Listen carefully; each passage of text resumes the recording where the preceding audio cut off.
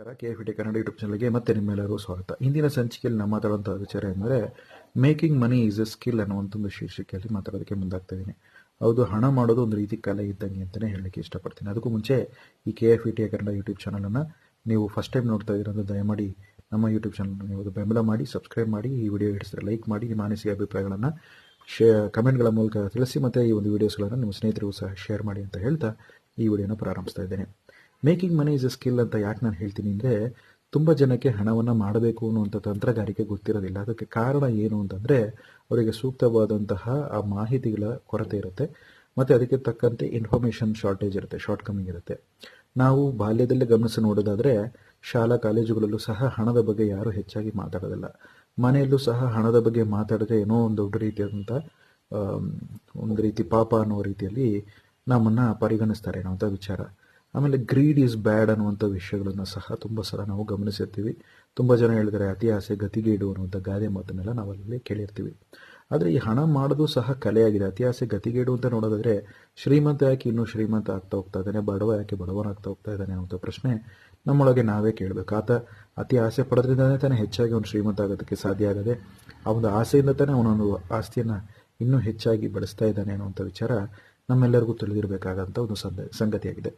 ಇದು ಬರೀ ನಮ್ಮ ದೇಶಕ್ಕೆ ಮಾತ್ರ ಸೀಮಿತ ಅಂದರೆ ಅಲ್ಲ, ವಿಶ್ವದಾದ್ಯಂತ ಆರ್ಥಿಕವಾಗಿ ಮೇಲೇಳಬೇಕು, ತಾನು ಉತ್ತುಂಗಕ್ಕೆ ಏರಬೇಕು, ತನ್ನ ಆರ್ಥಿಕ ಗುಣಮಟ್ಟವನ್ನು ಆತ ಹತೋಟಿಯಲ್ಲಿ ತೊಗೊಂಬರ್ಬೇಕು, ನಿಯಂತ್ರಣಕ್ಕೆ ತೊಗೊಂಬರ್ಬೇಕು ಅಂಥೇಳಿ ಸಾಮಾನ್ಯವಾಗಿ ಎಲ್ಲರೂ ಸಹ ತಮ್ಮ ಜೀವನದಲ್ಲಿ ಹಪಾಪಿಸುವಂಥ ಒಂದು ಸಂಗತಿಯನ್ನು ನಾವು ಕಾಣಬಹುದಾಗಿದೆ. ಅದು ತಮ್ಮ ಜೀವನ ಶೈಲಿಯ ಗುಣಮಟ್ಟವನ್ನು ಹೆಚ್ಚಿಸಿಕೊಳ್ಳೋದಾಗಿರ್ಬೋದು, ತಮ್ಮ ಮಕ್ಕಳಿಗೆ ಉತ್ತಮವಾದಂಥ ಶಿಕ್ಷಣದ ಸೌಲಭ್ಯವನ್ನು ಕೊಡೋದಾಗಿರ್ಬೋದು, ತಮ್ಮ ತಂದೆ ತಾಯಂದಿರಿಗೆ ಉತ್ತಮವಾದಂಥ ವೈದ್ಯಕೀಯ ಸೌಲಭ್ಯಗಳು ಕೊಡೋದಾಗಿರ್ಬೋದು. ಈ ರೀತಿ ಹಲವು ಸಮಸ್ಯೆಗಳು ಮಾನವ ಜೀವನದಲ್ಲಿ ಮನುಷ್ಯನಿಗೆ ಕಾಡ್ತಾ ಇರುತ್ತೆ.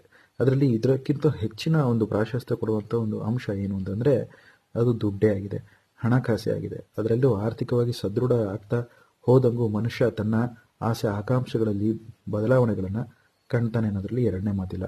ಅತಿ ಆಸೆ ಗತಿಗೇಡು ಅನ್ನುವಂಥ ವಿಷಯ ನಮ್ಮೆಲ್ಲರಿಗೂ ಗೊತ್ತಿರೋವಂಥ ಒಂದು ಸಂಗತಿ ಆಗಿದ್ರೂ ಸಹ ಕೆಲವೊಂದು ಸಮಯದಲ್ಲಿ ಸಹ ಅದರ ಬಗ್ಗೆ ನಮಗೆ ಒಂದು ಕಾಳಜಿ ಇರಬೇಕಾಗತ್ತೆ. ಅದು ಕೆಲವೊಂದು ಬಾರಿ ಅದು ನಿಜವಾಗಿಯೂ ಹೋಗುತ್ತೆ. ಯಾವುದರ ಮೇಲೆ ಆಸೆ ಪಡಬೇಕು, ಯಾವುದರ ಮೇಲೆ ಆಸೆ ಪಡಬಾರದು, ಯಾವ ಆಸ್ತಿಗಳ ಮೇಲೆ ಆಸೆ ಪಡಬೇಕು, ಯಾವ ಖರ್ಚಿನ ಬಗ್ಗೆ ನಿಯಂತ್ರಣ ವಹಿಸಬೇಕು, ಇದರ ಬಗ್ಗೆ ಎಲ್ಲ ಸೂಕ್ತವಾದಂತಹ ಒಂದು ಮಾಹಿತಿ ನಮ್ಮಲ್ಲಿ ಇರಬೇಕಾಗುತ್ತೆ. ಈ ಮಾಹಿತಿ ಕೊರತೆಯಿಂದ ಏನಾಗ್ತಿದೆ ಅಂದರೆ, ಶ್ರೀಮಂತರಿಗೆ ಆ ಒಂದು ಮಾಹಿತಿ ಲಭ್ಯ ಆಗ್ತಾ ಇದೆ, ಬಡವರು ಆ ರೀತಿಯಾದಂತಹ ಒಂದು ಅವಕಾಶಗಳನ್ನು ಸಿಕ್ಕಿದ್ರೂ ಸಹ ಅದನ್ನು ಉಪಯೋಗಿಸ್ಕೊಳ್ಳೋದೇ ಕೇವಲ ಮನೋರಂಜನೆಗೋಸ್ಕರ ತಮ್ಮಲ್ಲಿರುವಂತಹ ಅದ್ಭುತವಾದಂಥ ಸಮಯವನ್ನು, ಶಕ್ತಿಯನ್ನು, ಮತ್ತು ಅವರ ಒಂದು ಸ್ಕಿಲ್ಸ್ ಅಂತ ನಾವೇನು ಕರೀತೀವಿ ಅದನ್ನು ಅಭಿವೃದ್ಧಿಪಡಿಸೋದೇ, ತಮ್ಮ ಒಂದು ಕೌಶಲ್ಯತೆಯನ್ನು ಬೆಳೆಸ್ಕೊಳ್ಳೋದೇ, ಕುತೂಹಲವನ್ನು ಕೆರಳಿಸ್ಕೊಳ್ಳುವಂಥ ಸಂಗತಿಗಳ ಮಾಡದೇ ಇರೋದ್ರಿಂದ ಏನಾಗ್ತಾ ಇದೆ ಅಂದರೆ ಅವರು ಬಡವರಾಗಿ ಹೋಗ್ತಾ ಇದ್ದಾರೆ ಅನ್ನುವಂಥ ಒಂದು ಸಂಗತಿ. ಯಾಕೆ ಸಾಧಾರಣವಾದಂಥ ಒಬ್ಬ ವ್ಯಕ್ತಿಗೆ ಅತಿ ಅಸಾಧ್ಯವಾದಂತಹ ನಿಲುವುಗಳನ್ನು ತಗೊಳ್ಳೋದಕ್ಕೆ ಆಗಲ್ಲ, ಯಾಕೆ ಮೋಟಿವೇಶನ್ ಸಿಗ್ತಿಲ್ಲ ಅನ್ನುವಂಥ ವಿಷಯ ನೋಡೋದಾದರೆ, ನಮ್ಮಲ್ಲಿ ಬಹಳಷ್ಟು ಜನ ಮಾತಾಡ್ತಾರೆ ಹೊರತು ಆ್ಯಕ್ಷನ್ಸ್ಗಳನ್ನು ತಗೊಳ್ಳೋದಿಲ್ಲ ಅನ್ನುವಂಥ ಒಂದು ಸಂಗತಿ ಗೋಚರಿಸುತ್ತದೆ ಅನ್ನುವಂಥ ವಿಚಾರ.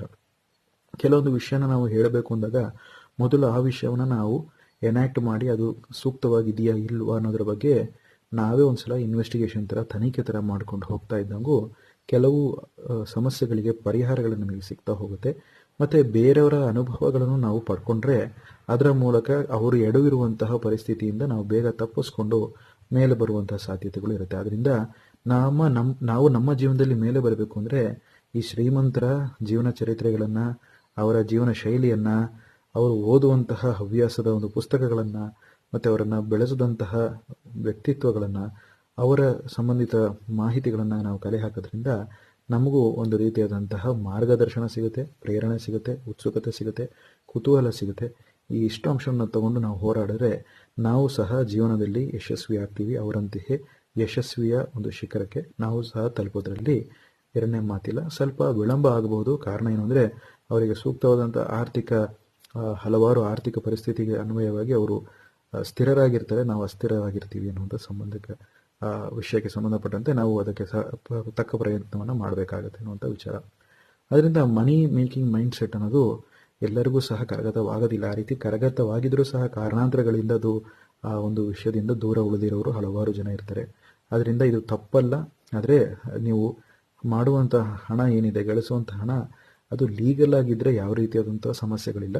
ಇಲ್ಲೀಗಲ್ ಆಗಿ, ಇಮ್ಮಾರಲ್ ಆಗಿ, ಅನ್ಎಥಿಕಲ್ ಆಗಿ ನೀವು ಹಣವನ್ನು ಗಳಿಸೋದು ಒಳ್ಳೆಯದಲ್ಲ ಅನ್ನೋದು ಸಮಾಜಕ್ಕೂ ಸಹ ಅದು ಸಮಾಜಘಾತುಕವಾದಂಥ ಒಂದು ವಿಷಯ ಅನ್ನೋದರಲ್ಲಿ ಎರಡನೇ ಮಾತಿಲ್ಲ.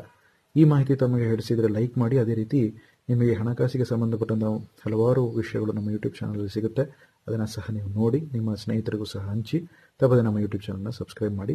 ಮತ್ತೆ ನಾನು ಹೇಳುವಂಥ ಸಂಗತಿ ಏನಂದರೆ, ನಾನು ಯಾವುದೇ ರೀತಿಯಾಗಿ ಸೆಬಿ ರಿಜಿಸ್ಟರ್ಡ್ ಫೈನಾನ್ಷಿಯಲ್ ಅಡ್ವೈಸರ್ ಅಲ್ಲ.